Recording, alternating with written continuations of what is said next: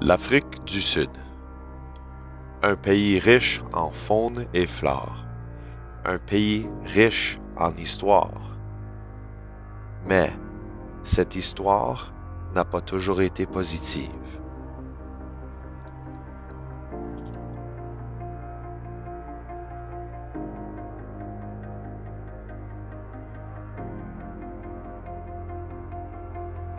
Le premier peuple à arriver en Afrique du Sud est le peuple hollandais, un peuple agriculteur venu travailler la terre.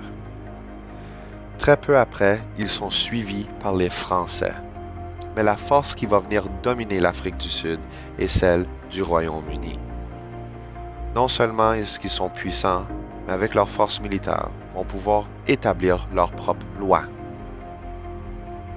Une de ces lois est l'interdiction de l'esclavage. Ceci cause un problème avec le peuple boer parce que leur main-d'œuvre dépend sur l'esclavage. En frustration, ils vont déménager dans l'arrière-plan.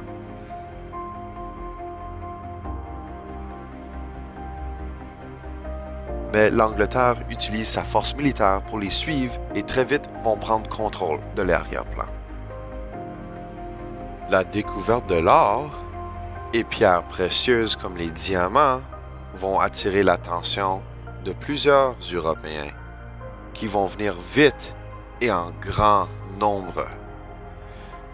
Peu après ceci a eu lieu la guerre des Boers entre les Boers et le Royaume-Uni. L'avantage était dans les mains des Anglais avec leur supériorité militaire.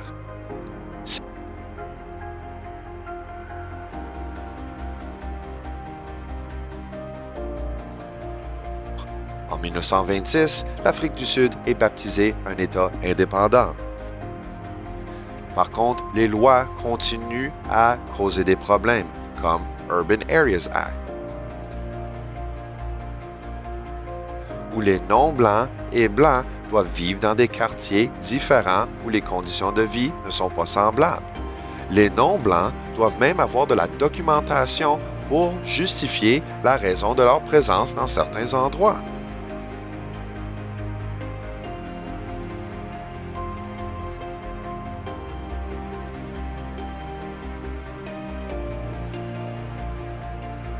Mais la loi la plus dévastatrice est arrivée en 1948, l'apartheid.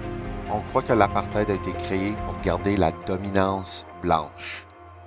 Qui s'opposait à cette idéologie était arrêté par la police et emprisonné.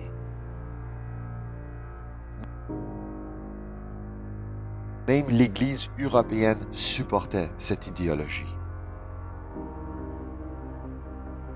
La frustration et l'opposition a toujours existé. Mais le gouvernement a arrêté les chefs de l'opposition et les a emprisonnés, comme Nelson Mandela.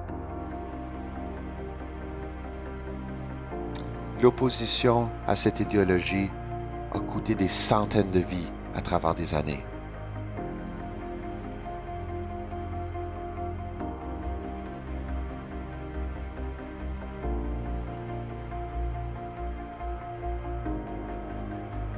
Quelques lois ont changé, le mariage mixte et le droit de vote à des non-blancs. C'est des pays comme le Canada qui s'opposaient aux conditions et au traitement en Afrique du Sud. Des compagnies comme Kodak et GM qui ont retiré leur organisation du pays. Mais c'est en avril 1994 où la première élection démocratique est arrivée. Une victoire remportée par Nelson Mandela, qui serait donné maintenant la charge de rebâtir son pays de l'Afrique du Sud.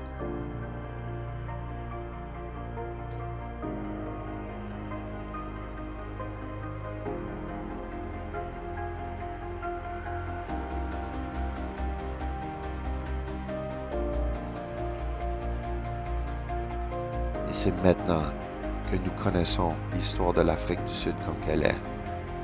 Mais nous avons dû comprendre le sacrifice qui est venu avant.